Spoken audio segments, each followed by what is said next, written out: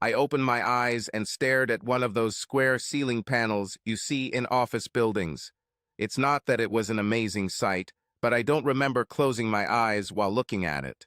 My eyes moved to the left side of the room, and I saw thick plastic rails on the sides of my bed.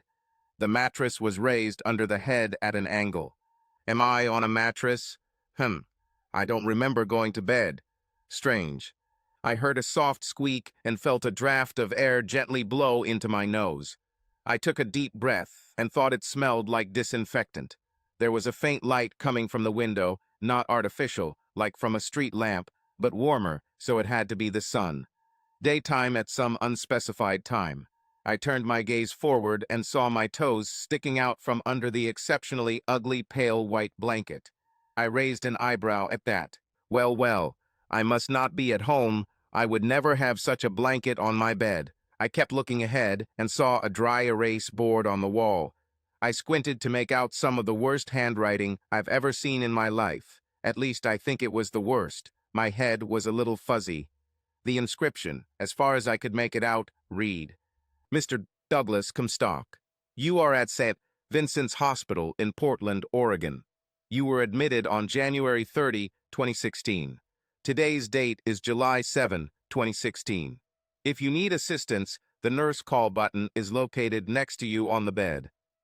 That at least explains the ugly blankets I'm currently being kept warm under.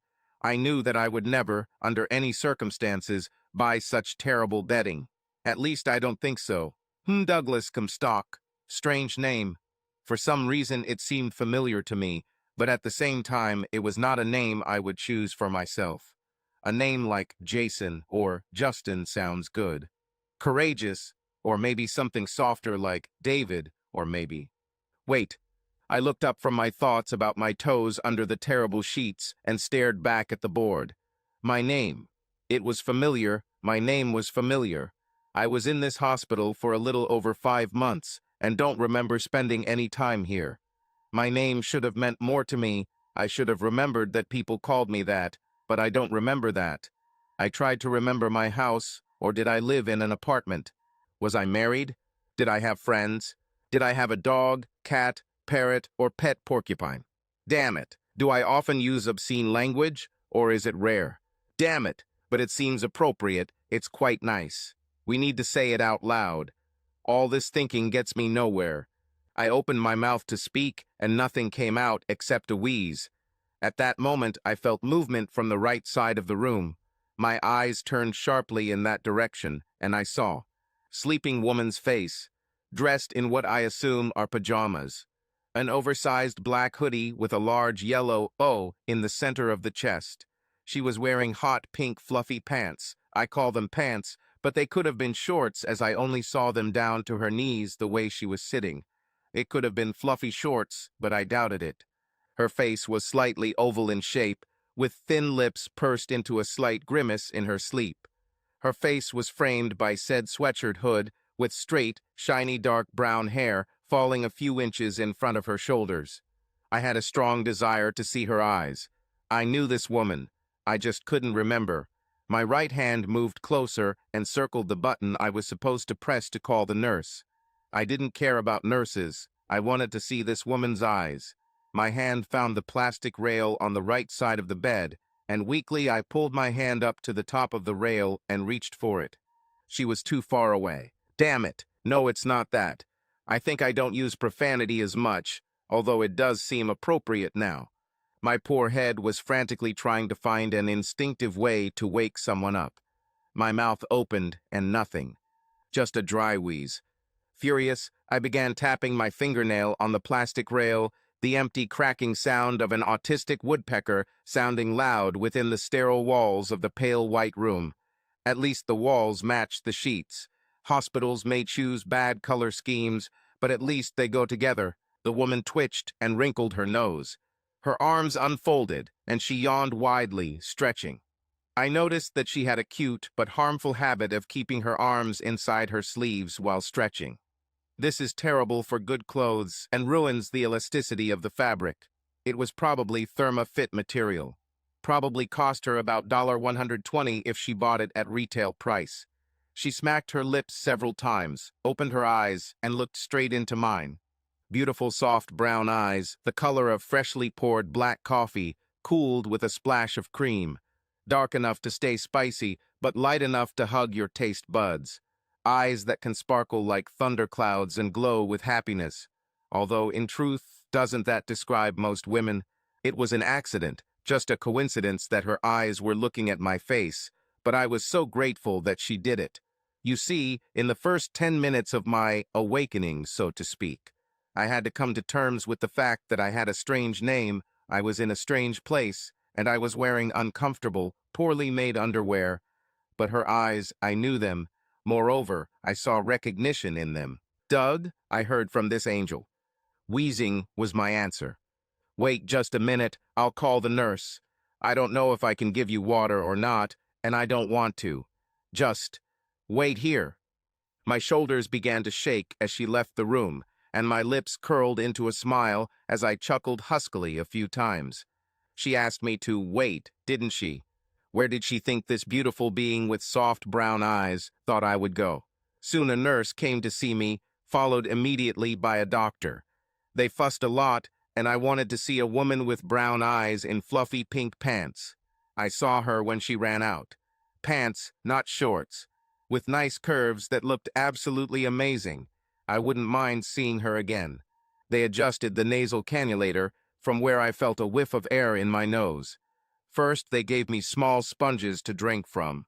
Then we switched to crushed ice, and finally warm water from a plastic bottle with a ridiculous flexible straw.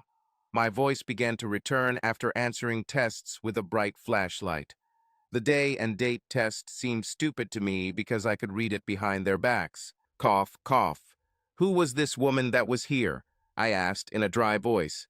The doctor looked at the nurse. "She's your visitor. We need to finish these test questions first, okay?" he answered. I sighed and nodded for him to continue. "Do you remember the accident, Mr. Bajircomstock?" asked the doctor. I thought about it.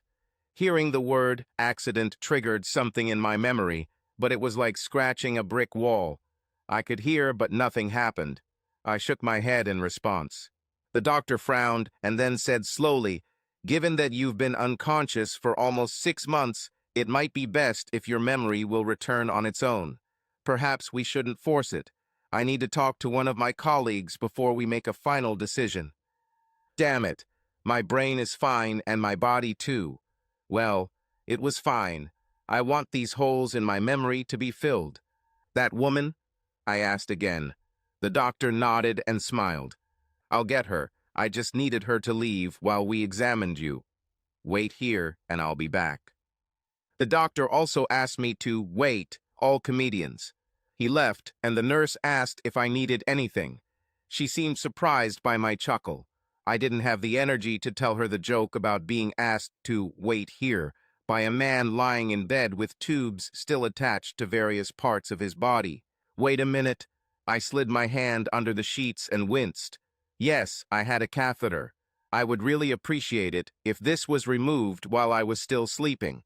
Next time, I will definitely indicate this in the notes to the hotel if I suddenly decide to visit this wonderful establishment again. A few more minutes passed, and then the doctor brought the woman back. I could only see her profile as she shook the doctor's hand, but from this angle I could see that she had truly gorgeous curves. Her hood was pulled back, and she walked into the room, the doctor not following her. She came to my bed and took my hand in both of hers. Take a deep breath and exhale equally long. She must have brushed her teeth. She smelled of mint and lilac with a slight scent of sandalwood. Absolutely intoxicating. "I wanted to ask how you're feeling, Doug," she began. I chuckled, which made me cough a little. I squeezed her hands tighter as it looked like she was going to remove them. "Name? Please, your name," I croaked. Her eyes tightened, and I saw tears at the corners of her eyes. She blinked and looked up, slightly toward the ceiling, and sighed shakily. "Oh, this is harder than I thought. Hearing you say that. Damn." She smiled at me and wiped away her tears with the fingers of one hand. "My name is Melissa Shelton. We lived together for about 9 years. We have known each other for over 25 years, and have been friends since I was 17 and you were 18. I blinked a few times, allowing my foggy brain to process this information. Melissa continued to hold my hand and seemed to automatically know to wait, as if she knew this about me. Good sign. She probably knew me really well if she did that automatically. Moreover, I believed her. Visions of a little girl with twin ponytails and dirty overalls flashed through my head. A young woman in a peasant blouse and shorts with long hair and a frowning expression directed in my direction. Enemies? I asked. I tried not to use too many words. My throat felt like I was gargling with sand, and then I drank some alcohol. She chuckled and wiped away her tears again. Yes, of all the things you could remember, you remembered this. Melissa gently released my fingers and pulled one of those visitor chairs closer to the bed. She smiled slightly as I reached for her hand, and she took mine again. We were neighbors when we were kids. I saw you in the yard playing with your toy trucks in a muddy puddle. I was about 4 years old, and you were 5. I snuck through the fence in your house and wanted to play too. Our parents first met when we were covered in mud and building a dam before we destroyed it. I remembered that too, sort of, like a strange and fuzzy dream. Something else I wanted to know about the frowning expression on the beautiful young woman's face. Melissa must have seen it in my eyes. She sighed and continued in a tone full of regret. It was stupid back then. We were in high school. You were a senior and I was a junior. You were my best friend. It seems so childish now, but these are not the memories I want to remember. We can't talk about how we rode mules through the Grand Canyon. I thought about it and decided it was normal. In the end, I was in a coma for 6 months. She came to visit me. I'm not very talkative now. Let her talk to me and fill in the blanks. We lived together for 9 years. I was an interior designer and she taught college students. We owned a house in Beaverton, a beautiful 2-story house. She said she was going to ventilate my room so I can go home soon. Something didn't add up. That is, everything made sense. It just seemed a little weird. Melissa, I asked. Yes? We live together. Why aren't we married? I asked. Her eyes dropped to my hand, and she squeezed them tightly. You asked me this before. I answered you. Let's leave it for now until you get stronger. Her eyes met mine again, and I saw in them a heat that could melt lead from 20 paces. Rest assured, I love you. You're my best friend, and we've been living together for 9 years. You've been the most amazing roommate I've ever had in my life. The only roommate I've ever had in my life. I've ever had one before. I had friends who talked about roommates in college that were worse than living with a Viking barbarian. I'm grateful I'm lucky to have you. She then grinned. Plus, now you can start doing more consulting work instead of traveling to different sites. You can practice now since you'll have to stay home. Our conversation gradually died down, and I leaned back on the bed, tired. I watched as she leaned towards me and kissed my forehead tenderly, her hair cascading down to touch my cheeks like a velvet curtain. See you soon, Dougie, she whispered. See you, Missy, I replied. I heard her softly sob, but my brain was telling me that it had done enough work for today and wanted to sleep. I had a wonderful few weeks of physical therapy, which allowed me to regain most of the mobility in my shoulders and hips. Memories returned in fragments. I remember being on a motorcycle, or was it a bicycle? There was something wrong with the steering wheel anyway, and something either hit me or fell on me. It made me suddenly remember the Tom and Jerry cartoons where the piano falls on Tom or something. However, there was nothing concrete, although there were many clear memories. For example, arranging flowers and remembering the corresponding colors for each month. Same with birthstones, flowers, food, and art. Knowing when to install curtains or blinds and how to deal with contractors so as not to disturb them during renovations. And so I was allowed to return home. A bit of an anticlimactic moment, except when I met Leslie. Leslie cried on my shoulder as I sat on the couch. I saw Melissa roll her eyes and smile at me. Turns out Leslie was my girlfriend. Young woman, Leslie and Melissa said at the same time. Then they looked at each other for a moment, and something seemed to pass between them. Melissa left for the kitchen, and Leslie gave me a mischievous smile. I work for you, Mr. Binksy Comstock. It would be wrong to date you. She blushed while looking away and then tried to look flirtatious by quietly saying, although, since you're helping me transfer to another company, I could become your girlfriend in a few months. What an interesting ball. Sitting next to her, I began to remember more about her. Not everything, but I remembered late-night conversations and cups of coffee in the office. How I wanted to rip her hair out for the huge mistake she made. It seems she mistook salmon paint for pink, and disaster in our client's bathroom was narrowly averted. You could call it color crime. I don't remember having any feelings for this woman, but I put it aside and gave her a vague answer. If I ever needed a complication in my relationship, it would probably be best for it to happen after I had reached a more optimal physical state. I was out of breath just walking from the taxi to the front door of my house. Other people came to see me, but they were not important to the context of my story, so there is no point in mentioning them. The important thing is that I saw Missy. Melissa, I mean. I saw her watching me with tension around her eyes. Oh, she laughed and joked with our friends and family. She had the sweetest smile when her eyes squinted, so that they almost closed, and the tip of her nose rose a little, while her lips pressed tightly together and became thin over a smile. To simply describe it, it sounds like a terrible smile. It's probably one of those things that has to be seen to be understood. Her face turned in my direction from time to time. I assumed she was just checking me out, but the intensity in her eyes showed that she was worried. I had already promised her that if I felt tired, I would sit again, preferably on a chair rather than on the floor. Only after everyone had left did I find out what was bothering her. Remember anything else? Anything about me? Sorry if I'm pushing. The doctor said not to push. She said this in an almost apologetic tone. I just chuckled and put my arm around her shoulders, giving her a side hug as we sat on the living room couch. You're okay, Melissa. I remember your brother Arthur. I remember learning from him how to change the oil filter on my old Impala. I remember bits and pieces of Leslie. I remember your dad, but I don't remember your mom dying or the funeral. Were they good? Melissa turned a little to rub her cheek against my hand and sighed. Yes, you suggested a horse-drawn hearse since it might rain, and said it would be bad if the pallbearers slipped on the grass. You were right. You even. I organized the funeral, yes, I said, interrupting her.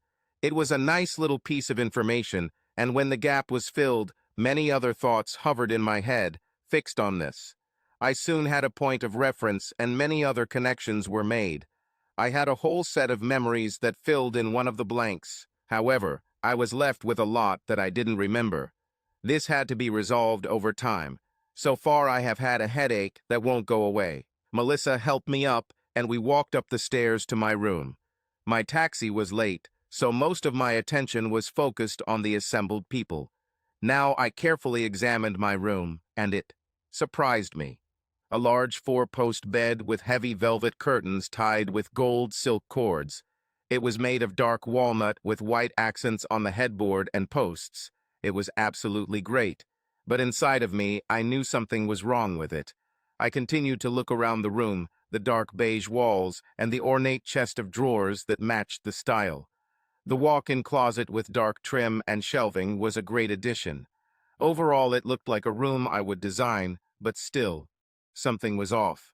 Not that anything was obviously wrong, but it felt empty.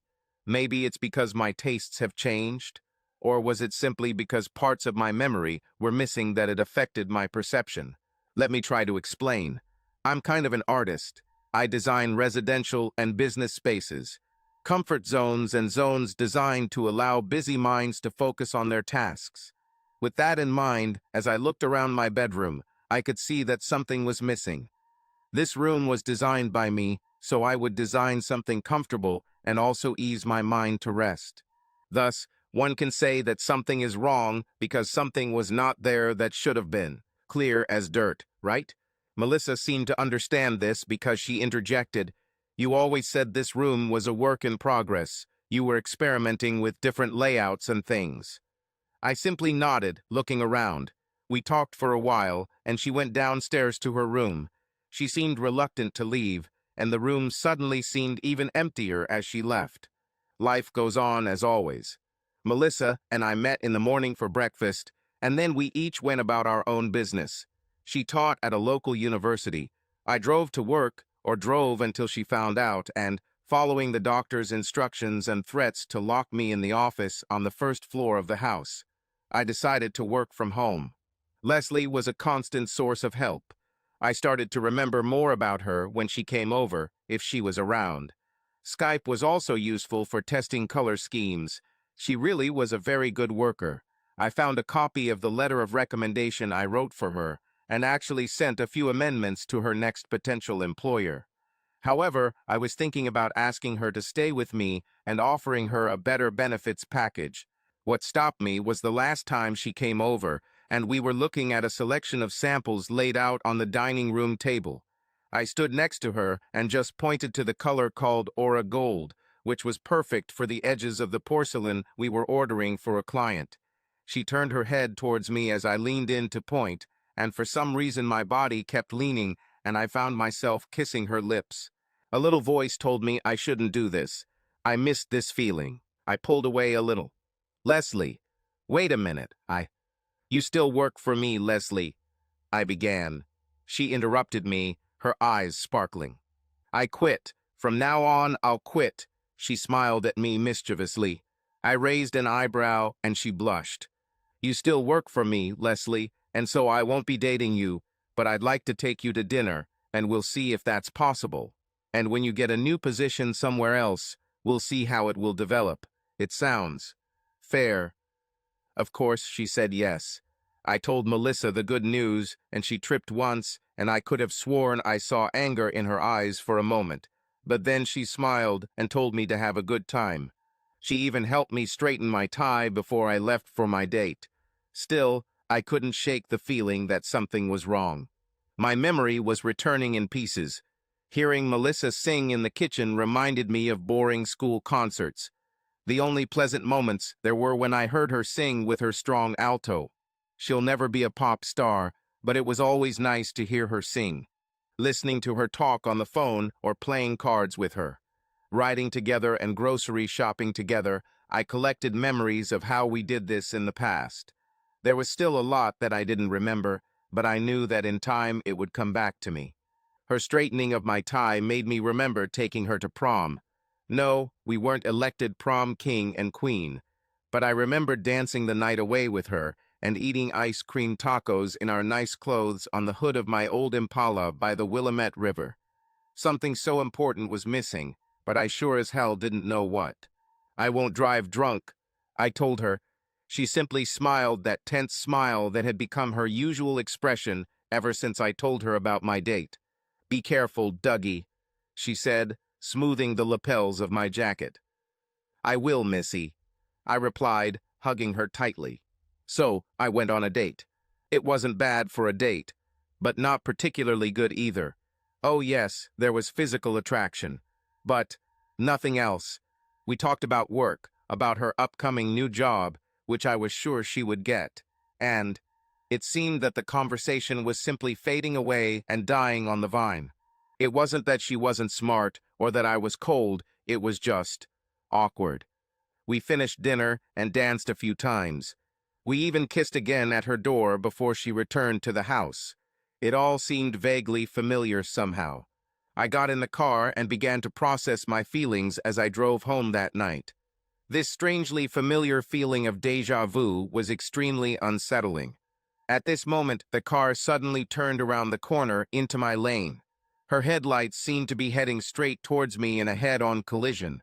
I turned the wheel sharply, hitting the horn as the other driver corrected his steering and drove past. I stopped on the side of the road and turned on my hazard lights. My heart was pounding wildly in my chest, and I felt short of breath. I tried to calm down and regain my breathing. Short, quick breaths are not good. Calm, long breaths, I thought. I wiped my forehead with my hand and looked at my sweaty fingers, surprised that I didn't see blood. Flashing red ambulance lights as my body was placed on a stretcher. My broken bike helmet with my emergency information written inside like Melissa said was a good idea. Just in case, lying on her side, dull eyes read her from the inside. Name, Douglas Comstock. Blood type, a plus. Emergency contact, relative, Melissa Comstock spouse. Melissa Comstock. Not Shelton. That was her maiden name before she married me. The wife is not a neighbor. Why is she? But, I remembered, I was riding my bike, a nice evening walk. I hit some gravel that ended up on the side of the road near an old cemetery along Skyline. I fell and was hit by a car. Melissa always said it was dangerous because there was almost no bike lane and the turns made it difficult for drivers who were going too fast. I should have listened to her. My wife, Melissa Missy, my wife. Why did she hide this from me? What's the point? We've been living together for months now, and she never told me. My head started to hurt, but I ignored it and started remembering. It was a blur at first, but like an old engine that just needs to be started, it began to gain momentum. I remembered the evenings spent together in the yard as neighbors. How I was so happy when Dad finished installing the swings and slides. Her cut on her thigh and torn pants due to a protruding screw on the slide. Melissa was brave and didn't flinch when Dad treated the wound. She became my best friend until I started dating Deanna Simpson, and after we broke up, she was still mad at me, until I realized it was because she wanted to date me. Our first real kiss as a guy and a girl behind the church in a small rose garden. I picked her a rose and only later found out that she had dried it in her Bible to preserve it. Our wedding night at a hotel in Astoria, and early morning walks along the beach in coats and pants with bare feet as it was chilly and there was a hint of rain in the air. She got a teaching position and I started my business. Slamming doors and screams, sweet whispers and spilled drinks on the sofa, organized parties and quiet evenings alone. Just the two of us. I wiped my eyes with the sleeve of my jacket automatically, without even realizing that I was crying. My breathing has mostly calmed down. I didn't feel calm, but I was okay enough to drive. I needed to be. I needed to understand why my wife, my Missy, lied about being my wife. I returned home later than I wanted. I drove slower than usual and was especially careful now. Wouldn't this be the perfect tragedy? I just regained my memory, and on the way home to tell my wife the good news, I died in a car accident. So I drove like a short-sighted old lady. I pulled into the garage and again thought about how to approach her. It was late. She was probably sleeping. Wait until morning. I entered the house and saw her, Missy Melissa, my wife, sleeping and sitting on the couch. The TV was still on. The DVD she was watching playing the main menu of The Princess Bride over and over again. One of our favorite films as a child. I walked over and took the remote control from her hand. She moved a little as I leaned down and gently I kissed her. I knew those lips. Then her eyes opened wide and she pulled away abruptly. "Doug!" she screamed. She then continued to stare, with her hand covering her mouth, as I sat down next to her on the couch. I turned around and did a double take at the trash left on the coffee table. An empty bowl whose leftovers made it look like it was full of an excessive amount of ice cream, by at least 5 Snickers wrappers, a small box of chocolates, and an empty mug that I knew once contained hot cocoa. This was clearly how Missy consoled herself. I looked at her again, seeing her thoughts running through her head, her beautiful brown eyes. I wanted to say something to start this conversation, but I didn't know what. I knew she could sense something special, but she also seemed confused. I didn't even know what exactly I was feeling. On the one hand, I was glad that my memory returned. On the other hand, I was angry that this amazing woman was my wife and lied to me. So if you don't know what to say, it's better not to say anything. Melissa looked down at her fingers nervously. Suddenly, a thought came, and it seemed like a good way to break the silence. "When did you move out of our bedroom?" I suddenly asked. She flinched, but it seemed to me that it was because of the broken silence, and not because of the question. "A couple of days before you came home, I asked my brother to help me move some furniture." Melissa replied, looking into my eyes again. She took a deep breath, about to say something, but I spoke first. Everyone knows? Did everyone keep me in the dark? I said the last sentence with some harshness, perhaps too harshly, as I saw her eyes fill with tears. Yes, the doctor said that your memory will return with time, but there is no need to force it. She stopped and extended her hands to me, her lips trembling. Dougie, did you remember? I interrupted her again. I was too tempted to take her into my arms because I needed to know. I wanted to understand. How could you do this to me? It definitely sounded harsher than I intended. You told me a lot of other things that I didn't remember. The trip to the Grand Canyon, our families, telling me you were my wife. Would that really be too much of a shock to my memory? You could get used to it pretty quickly. I might even get my memory back faster by knowing this small but important piece of information that could connect all my thoughts. Melissa started shaking her head and whispering no over and over as she reached for me, but I held her wrists before she could touch me.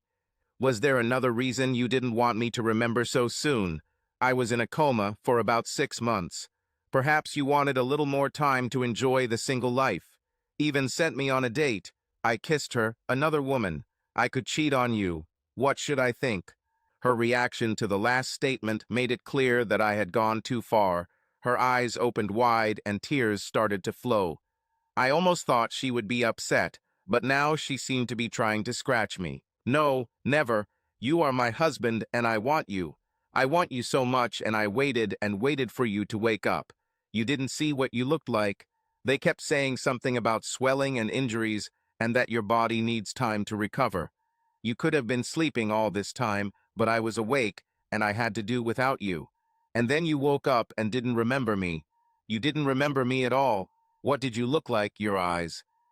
She stopped struggling to reach me and just wilted, like a puppet in my hands. Her body leaned towards me, sobbing and whispering softly. You didn't recognize me. The doctor was sure that your memory would return, and I thought I could wait a little longer, because I've already waited so long for you to come back to me.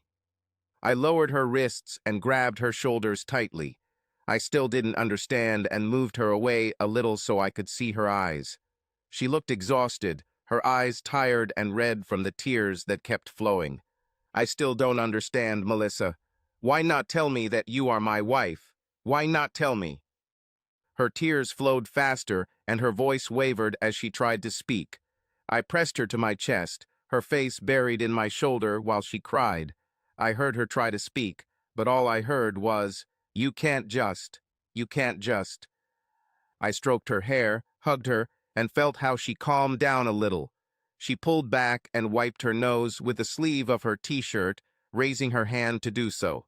Melissa sighed and looked into my eyes, saying sadly, you can't just tell someone they love you. It's not something you can say, it can only be felt. Her face began to contort again. If you had never remembered, I don't know. I couldn't even think about what to do. I just knew that I wanted you to be with me because you love me. I sat, stunned. She was without me, lived as a roommate, even let me go on a date with another woman. I love you, Missy, I whispered. My wife froze. I love you, Melissa Comstock, I said more firmly. Her eyes looked into mine, piercing me, looking for oomph. She kissed me hard. Between kisses, I heard snippets of words like love you or missed you and Dougie, along with various sounds. We got to our room because the sofa was not that comfortable for us. How to end this story? It's not over. We are both alive and very much in love. I thank my stars for Missy and the love she has for me. So I guess I can end this story in the usual way. And they lived happily ever after. Subscribe to our channel so that your love doesn't cheat on you, and go ahead and listen to the next story, because this story is nothing compared to the next one. If you're under 18, don't even think click to the next one. Click to the next one.